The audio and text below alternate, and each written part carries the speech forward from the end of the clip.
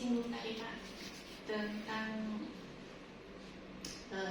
perbedaan-perbedaan masyarakat tadi yang mutar nih mengapa mayat dari kiri ke kanan, ada yang satu arah, ada yang bungkusnya seperti bungkus lepat tadi, banyaknya kain pengikat. Ini terjadi masyarakat, maka sampai terjadi pertengkaran nih di mana nih Pak Ustaz? Oke. Jadi memang tidak saja terkait dengan penyelenggaraan jenazah di masyarakat yang biasa bertengkar, tapi sesungguhnya kalaulah seseorang ataupun anggota masyarakat itu punya ilmu, dia mestinya toleran.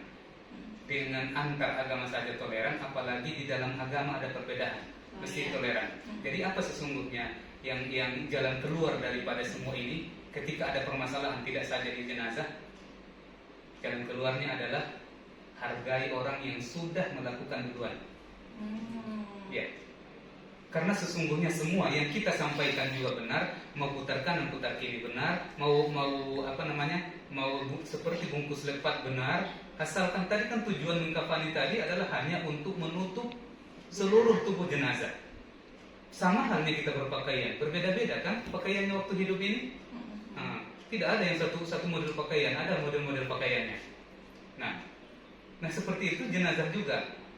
Akan tetapi ketika ada orang misalnya sudah melakukannya, kita datang kemudian sudah maklumi saja seperti itu.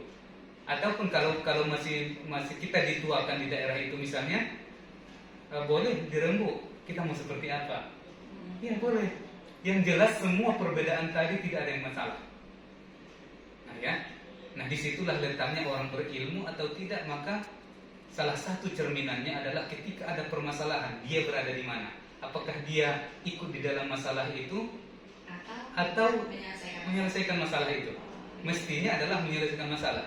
Jika tidak dianggap masalah, tidak perlu diperpanjang. Seperti tadi kan begitu. Jadi intinya mau putar seperti apapun, kemudian mau apa, yang penting mayat tadi terbungkus dengan baik dan menghargailah kebiasaan satu daerah. Betul. Satu daerah atau orang yang sudah dituakan. Kalau kebiasaan satu daerah mutarnya kiri kanan, kita pakai kiri kanan. Kalau mutarnya satu arah, kita pakai satu arah, tanpa perlu kita merubah kebiasaan satu masyarakat. Betul. Ini mantap sekali nih Pak Ustadz. Kemudian nih Pak Ustadz, nah ini yang sering sekali nih yang juga menimbulkan masalah pada saat mau memandikan jenazah. Apa saja yang mau disiapkan? Ada satu daerah harus begini, harus sediakan air 9 macam, kemudian harus menyediakan kapur barus, kemudian harus menyediakan pacai. Waduh, macam-macam nih Pak Ustadz. Bagaimana ini Pak Ustadz? Apa aja yang paling simpel atau yang paling menurut agama lah, bagaimana ini Pak Ustadz? Benar, dari semua kehidupan kita ini sebenarnya kita tidak boleh mubazir ya. Tidak boleh sudah mulai mubazir, kemudian banyak orang yang direpotkan. Termasuk untuk menyelenggarakan jenazah ini, memandikan ini. Ada di satu tempat, ada air yang bercampur dengan asam, ada yang bercampur dengan bunga, air yang bercampur kapur barus, air yang bercampur dengan macam-macam, pandan, gitu Pak ya. Nah, bagaimana kita untuk membuat simpel mandi jenazah ini? Kita gambarkan saja ketika kita mandi hidup. Ketika kita mandi di kamar mandi, berapa pengharum yang kita pakai? Kan cuma satu sabun atau sampo paling begitu ya.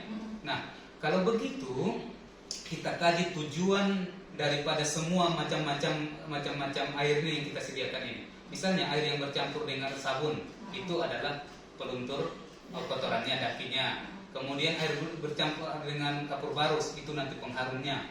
Nah, atau mau diambil sunnahnya air yang bercampur dengan daun bidara. Saya kira yang tiga ini sudah selesai. Air mutlak, air yang bercampur dengan daun bidara, air yang bercampur dengan sabun, itu air bercampur kapur barus. Sudah selesai. Nanti kapur barus kan terakhir kita siramkan untuk jadi pengharum dan sekaligus pengawet daripada jenazah itu. Jadi nggak perlu air yang kita siapkan tujuannya sama, pilih satu. Air sabun tujuannya adalah memudahkan menghilangkan daki, sudah pilih aja air sabun. Tak usah lagi air yang lain yang tujuannya sama. Air yang tujuannya mengharumkan, pilih saja air yang bercampur dengan kapur barus, selesai. Nah, untuk apa kita membuat air banyak tujuannya untuk satu, untuk mengharumkan? Nah, gitu. Simple begitu. Tidak usah kita merepotkan banyak orang sehingga pergi dulu mencari bunga A, bunga B, bunga C gitu kan, sehingga terlambat penyelenggaraan jenazah. Padahal jenazah itu seharusnya dipercepat untuk sampai ke terminal terakhirnya ataupun tempat dia terakhir. Dia kepingin cepat untuk disampaikan ke apa namanya, ke tanah, ke tempat dia asal dia, seperti itu. Menarik ya Pak ya. Jadi intinya tidak perlulah kita repot-repot melaksanakan banyak air, cukup air yang menjadi perwakilan tujuan dari mandi itu Iya, sendiri. betul.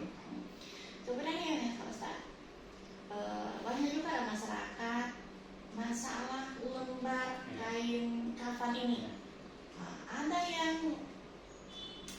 dijahit dulu karena kainnya tidak cukup. Iya. Kemudian ada yang ditimpa. Iya. Kemudian hitungannya bagaimana? Dan kemudian lembarnya itu paling sedikit. Iya, betul. Paling sedikit berapa dan paling banyak berapa sesuai dengan syariat Islam. Iya. Jadi terkait dengan kain kafan, memang ada beberapa pendapat nanti. Ada yang hitungnya per lembar, ada yang menghitungnya per lapis. Nah, dilapis seperti ini, tapi yang sebenarnya adalah lembar yang kita hitungnya. Berapa lembar? Untuk laki-laki dan perempuan wajib 1 lembar tapi menutupi seluruh tubuh. Wajib 1 lembar untuk menutupi seluruh tubuh. Kemudian bagi laki-laki sunnah 3 lembar. Dan bagi perempuan sunnahnya 5 lembar. Kenapa berbeda antara laki-laki dan perempuan? Makanya dalam fikih itu semua ada alasan. Tidak ada satupun dalam Islam itu, apalagi dalam fikih, yang tidak ada alasan. Karena memang fikih itu lahir karena ada alasannya. Maka kenapa 3 untuk laki-laki dan 5 untuk perempuan? Kenapa berbeda? Kenapa tak sama aja 3 atau 5? Nah, bagi laki-laki cukup 3 karena memang aurat laki-laki itu lebih sedikit daripada aurat perempuan. Nah, kemudian aurat perempuan itu lebih banyak daripada aurat laki-laki. Makanya lebih banyak juga lembar kainnya. Kemudian dari segi postur tubuh, kandungan air di tubuh perempuan itu lebih banyak daripada kandungan air di laki-laki. Tapi jangan lihat yang gemuk ya. Laki-laki gemuk banyak juga, perempuan kurus. Sedikit ya, tidak. Tapi secara umum adalah kandungan air dalam tubuh perempuan itu lebih banyak daripada laki-laki. Makanya lembarnya juga berbeda. Nah, kemudian juga dikaitkan dengan aurat perempuan lebih banyak auratnya. Bagaimana dengan hitungan perempuan? Misalnya 5, 3 menjadi lapisan dasar, 1 baju kurung, yang ke satu lagi adalah jilbab. Nah, jilbab dihitung juga ya. Kenapa jilbab dihitung? Karena jilbab itu adalah merupakan penutup yang wajib untuk kepala perempuan. Bagaimana serban kalau di laki-laki serban ditambah? Serban boleh ditambah di laki-laki tapi tidak dihitung. Karena serban adalah aksesoris bagi laki-laki. Beda dengan perempuan. Kenapa kerudungnya atau jilbabnya dihitung menjadi lapisan? Nah, kalau misalnya di satu daerah ada yang pakai sarungnya, ada pakai baju, itu dihitung 1 baju dan sarungnya. Makanya yang paling simpel adalah kain kafan itu untuk bajunya adalah pakai baju kurung, baju gamis, langsung pakai baju gamis, jilbab 1, kemudian dasar 3 menjadi 5. Bagi laki-laki bisa menjadi dasar semua 3-3-nya, karena nanti tambahan seperti serban tidak dihitung. Nah, untuk yang tambahan-tambahan misalnya ada cawat, itu hanya tambahan-tambahan, itu tidak dihitung. Seperti itu. Ini menarik sekali nih Pak Ustaz. Karena yang wajib hanya 1 lembar. Berarti ini mungkin digunakan pada saat darurat ya Pak Ustaz. Iya. Karena darurat wajib 1 lembar. Kemudian sunnahnya bagi laki-laki 3, kemudian bagi perempuan 5. Dan jilbabnya terhitung karena memang jilbab kita merupakan kewajiban untuk menutup aurat dengan menggunakan jilbab atau selendang tadi. Baiklah, ini sebenarnya Pak Ustaz, kalau kita berbicara tentang penyelenggaraan jenazah atau fardu kifayah ini, rasanya waktu sangat tidak cukup. Apalagi kalau kita langsung praktek. Kalau dalam praktek lapangan biasanya sampai 2 hari kita mempraktek memandikan yang baik dan benar dan sesuai dengan aturan syariat. Walaupun tadi kita berbicara bahwa memandikan jenazah ini sangatlah mudah, sangatlah simple, tetapi ada adab yang harus kita lakukan.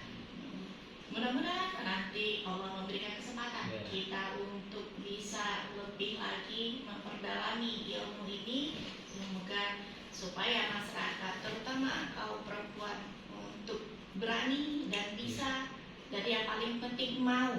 Nah, kalau perlu sampai candu.